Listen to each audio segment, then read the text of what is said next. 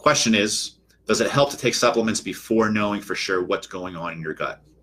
Like, is it pointless if you have gut bugs because your body might not even be benefiting from the supplements? So she's referring to, we had a video where I talked about the GI map and testing for different gut bugs. And so the question is it take the supplements and try things or have the test done is basically the gist of the question that I'm getting. So my answer would be test. And I'll share a story of a woman named Sandy. She had gut problems. And back when I first met her, I wasn't doing the testing. I wasn't using it because it cost a couple $100. And I was afraid people weren't going to pay any money out of pocket because it wasn't covered by insurance, because it is an expanded and comprehensive panel. And that's something that insurance usually doesn't want to pay for. They want to be like laser focused, pay for one thing at a time. So to pay for this whole panel, so it's not something insurance is going to do. And so it's out of pocket. And I was afraid to even present it to her and say, okay, here's a couple $100 and it's a test for your gut and we're going to see what's going on. So I figured, all right, we'll just try some things. So at the time, probiotics was kind of all the rage, which it still is now to a certain extent. So probiotics, good gut bacteria. All right, let's try that and see how that works. Well, we gave her that and it made her bloated, made her that much worse. So, all right, fail number one. Number two was, all right, let's try digestive enzymes, because a part of her issue was that she was having some acid reflux when she would eat, burning after she would eat. So I figured, all right, she needs to digest her food better. So let's try digestive enzymes. And that actually made it worse as well. It made the burning a lot worse when she took the enzymes, gave her heartburn, and was horrible. So fail number two.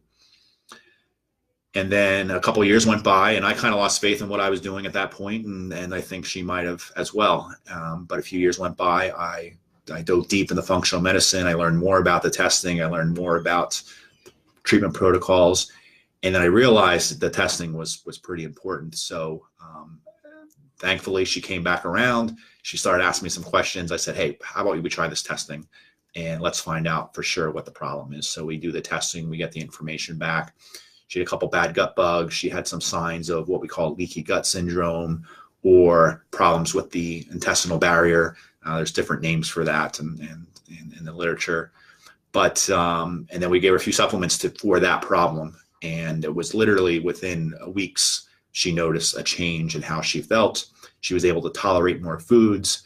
Being able to tolerate more food, she was able to get better nutrition after not being able to eat basically for 5 years or maybe even 10 years at that point, losing a lot of weight. So we did the test. We found the right problem. And then we applied the right treatment. And then she was able to eat better. And then it's kind of snowballing from there and improving. And that's a case study that we're going to do. That might be a month or so away, but we're going to talk more about that case study. So thanks for the question. I would say testing is definitely ideal. Now, if you just developed something a week ago, or maybe you took antibiotics a couple of weeks ago for an ear infection, say, and now you have some upset stomach, and now you're done the antibiotic, sure, throw in a probiotic, maybe that'll help.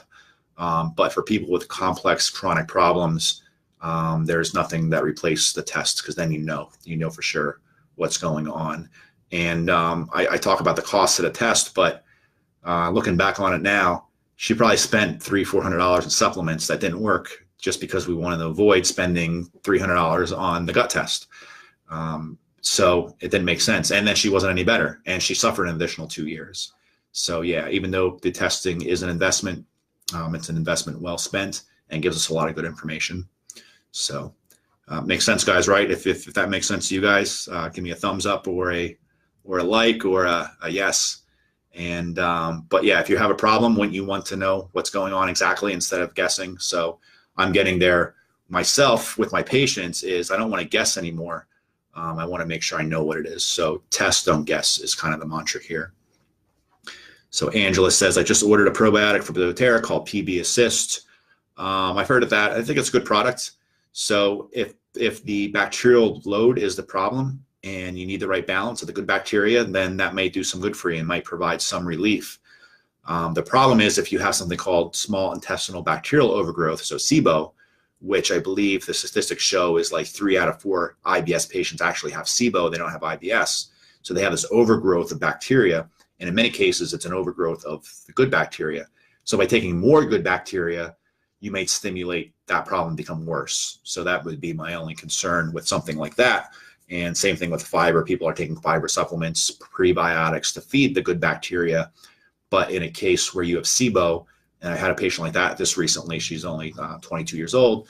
She's had issues for the better part of her life, as long as she can remember. And she tried to go through all the different supplements, and she tried to take fiber, and it made it worse. And that's because at the end of the day, she had SIBO. She had an overgrowth. She didn't have an undergrowth of those good gut flora. So yeah, Angela, not a bad thought. I hope it works out for you. But if not, then that's when I would say definitely invest in the test.